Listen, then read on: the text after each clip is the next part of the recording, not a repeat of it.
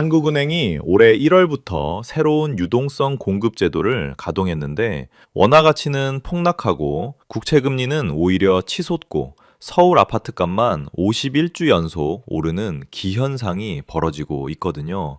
마치 소방호스로 불을 끄려 했는데 기름이 나온 격입니다. 도대체 무슨 일이 벌어지고 있는 걸까요? 오늘 우리는 한국은행의 긴급 여신 제도가 왜 역효과를 내고 있는지 그 숨겨진 메커니즘을 파헤치는 여정을 떠날 겁니다.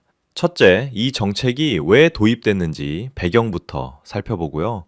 둘째, 실제 시장에서 어떤 반응이 나타났는지 숫자로 확인합니다. 마지막으로 여러분의 자산을 지키기 위한 실전 가이드까지 정리해 드리겠습니다. 시작 전 구독과 좋아요는 사랑입니다. 자, 먼저 한국은행이 왜 이런 정책을 꺼내 들었는지부터 이해해야 합니다. 2023년 3월 미국에서 실리콘밸리 은행이 48시간 만에 무너진 사건 기억하시죠? SNS에서 이 은행 위험하대라는 글 하나가 퍼지면서 하루 만에 420억 달러가 빠져나갔습니다. 예전에는 은행에 줄 서서 돈 찾으려면 며칠 걸렸는데 이제는 스마트폰 터치 몇 번이면 끝이에요. 이걸 디지털 뱅크런이라고 부릅니다. 한국은행은 이 사태를 보고 겁이 났던 거예요. 우리나라에서도 이런 일이 터지면 어쩌지? 그래서 만든 게 바로 대출채권 담보 긴급 여신 제도입니다. 2025년 12월에 발표하고 올해 1월 2일부터 시행에 들어갔죠. 이게 뭐냐면요. 쉽게 설명드릴게요. 원래 은행이 한국은행한테 돈 빌리려면 국채 같은 확실한 담보를 맡겨야 했어요. 금덩어리를 맡기고 현금 빌리는 거랑 비슷하다고 보시면 됩니다. 그런데 이 새 제도는 은행이 가지고 있는 대출 채권도 담보로 인정해 주겠다는 겁니다. 대출 채권이 뭐냐고요? 은행이 기업한테 빌려준 돈을 받을 권리예요. A건설이 나한테 100억 갚아야 하는데 이거 맡길 테니 현금 좀 줘. 라고 할 수 있게 된 거죠. 숫자로 보면 상황이 더 명확해집니다. 2026년 1월 현재 한국은행 기준금리는 2.5%로 유지되고 있고 이 제도를 통해 급할 때 바로 돈을 풀 수 있는 안전판을 깔아둔 상태입니다. 언뜻 보면 좋은 정책 같죠? 뱅크런 막겠다는데 누가 반대하겠어요? 하지만 진짜 문제는 시장의 반응입니다. 정책 시행 직후 원달러 환율이 어떻게 됐을까요? 1월 초 1,442원이던 환율이 1월 중순에는 1,480원 선까지 치솟았습니다. 1월 23일 기준으로도 여전히 1,473원대에서 움직이고 있어요. 불과 3주 만에 원화 가치가 2% 넘게 떨어진 겁니다. 이상하지 않습니까? 중앙은행이 시장 안정을 위해 정책을 냈는데 오히려 원화 가치가 폭락했다니요. 비유를 하나 들어볼게요. 여러분, 집에 누수가 생겼다고 상상해 보세요. 관리사무소에서 걱정 마세요. 물탱크 용량을 2배로 늘렸으니까요. 라고 했어요. 그런데 이 소식을 들은 이웃들은 어떻게 생각할까요? 아, 저 집 누수 심각한가 보다. 물 문제 크게 터지겠네. 오히려 불안해 하는 거죠. 시장도 마찬가지입니다. 한국은행이 부실 대출 채권도 담보로 받아줄게 라고 한 순간 글로벌 투자자들은 이렇게 해석한 겁니다. 한국 금융권의 숨겨진 부실이 심각한가 보군. 왜 이런 역설적인 상황이 벌어졌을까요? 세 가지로 파고들어 봅시다. 첫 번째, 담보의 질 문제입니다. 이번 제도에서 담보로 인정하는 게 뭔지 다시 보세요.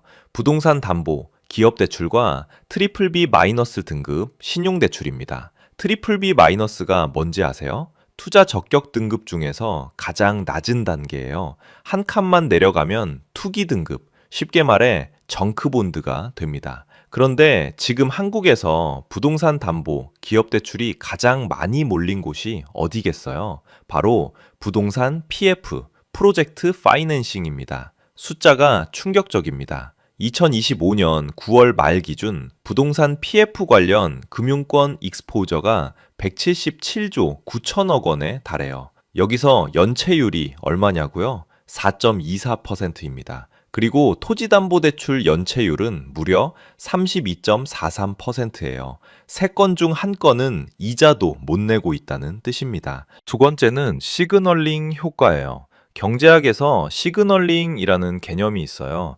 중앙은행의 행동 자체가 시장에 메시지를 보낸다는 겁니다. 한국은행이 부실, 위험 있는 대출 채권도 담보로 받아줄게 라고 한 순간 시장은 이렇게 읽은 거예요.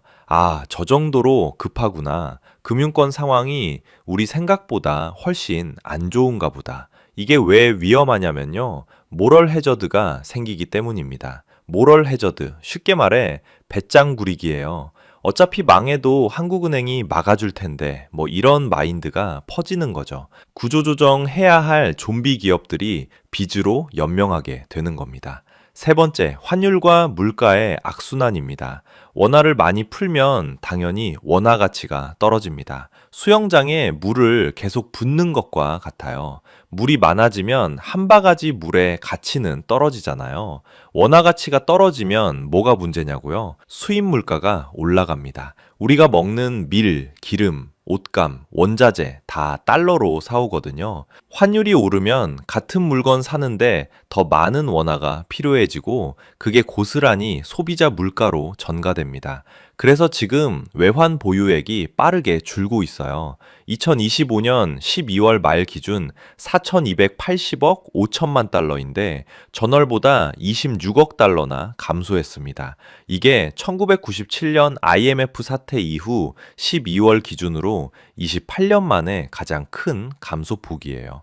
환율 방어하느라 달러를 계속 탈고 있다는 뜻입니다. 밑빠진 독에 물 붓기죠. 한쪽에선 원화 풀고 한쪽에선 원화 사들이고 모순된 정책이 충돌하면서 국부가 새나가고 있는 겁니다. 그런데 정말 아이러니한 건 따로 있습니다. 경제가 이렇게 불안한데 서울 아파트 값은 51주 연속 오르고 있어요. 2026년 1월 셋째 주 기준 서울 아파트 가격이 0.29% 올랐는데 이게 10.15 대책 이후 최대 상승폭입니다. 한국은행이 발표한 주택가격 전망 소비자 심리지수가 124를 기록했어요. 이게 4년 3개월 만에 최고치입니다.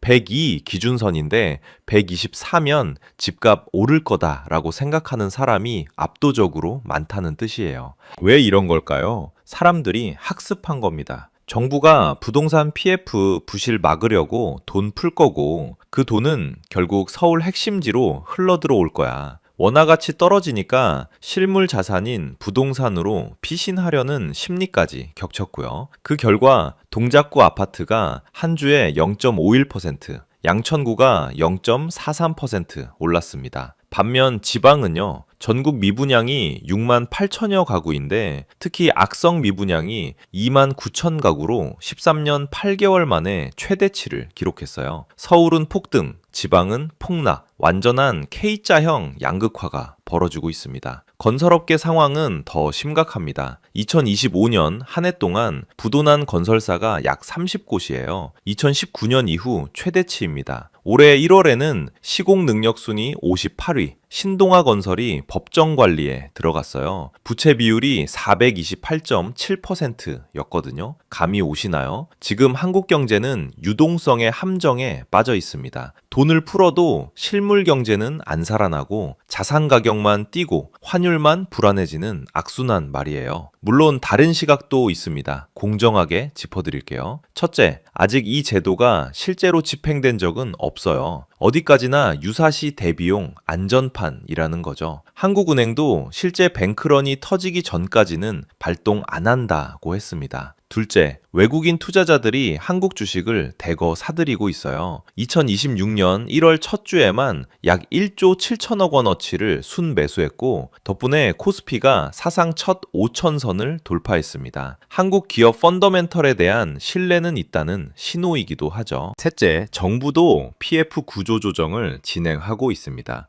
2025년 9월까지 16조 5천억 원 규모를 정리했고 8천억 원 규모의 개발 앵커리츠도 올해 상반기 투자를 시작할 예정이에요. 자, 그렇다면 우리는 어떻게 대비해야 할까요? 첫 번째, 원달러 환율 항시 확인하세요. 원달러 환율은 원화 자산의 실질 가치를 보여주는 지표이기 때문입니다. 환율이 오르면 여러분의 원화 구매력이 떨어지는 거예요. 임계점은 1,500원입니다. 이 선이 뚫리면 외환시장 불안이 본격화될 수 있어요.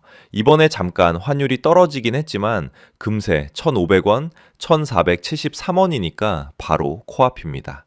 자산의 일부를 달러나 달러 자산으로 분산하는 걸 고려해 보세요. 달러 예금이든 미국 주식이든 달러 ETF든요. 두 번째, 국채 10년물 금리입니다. 왜 중요한가? 시장이 미래 물가와 경제를 어떻게 보는지 알 수 있거든요. 금리가 오르면 채권 가격은 떨어지고 대출 이자 부담은 늘어납니다. 현재 3.65%인데 전월 대비 0.4%포인트나 올랐어요. 시장이 인플레이션을 걱정하고 있다는 신호입니다. 변동금리 대출 있으시면 고정금리 전환 검토하시고 신규 대출은 신중하게 접근하세요. 세 번째, 외환 보유액 추이. 왜 중요한가? 국가의 대외 방어력을 보여주기 때문입니다. 환율 방어하려면 달러를 팔아야 하는데 이게 계속 줄면 방어 여력이 바닥나는 거예요. 임계점은 4천억 달러입니다. 지금 4,280억 달러인데 매달 26억 달러씩 줄고 있어요. 1년이면 300억 달러, 4천억 선까지 떨어질 수 있는 페이스입니다. 외환 관련 뉴스에 촉각을 세우시고 급격한 환율 변동 시 원화 비중을 조절할 준비를 해두세요. 정리하겠습니다. 한국은행의 긴급여신 제도는 디지털 뱅크런을 막겠다는 좋은 의도로 시작됐습니다. 하지만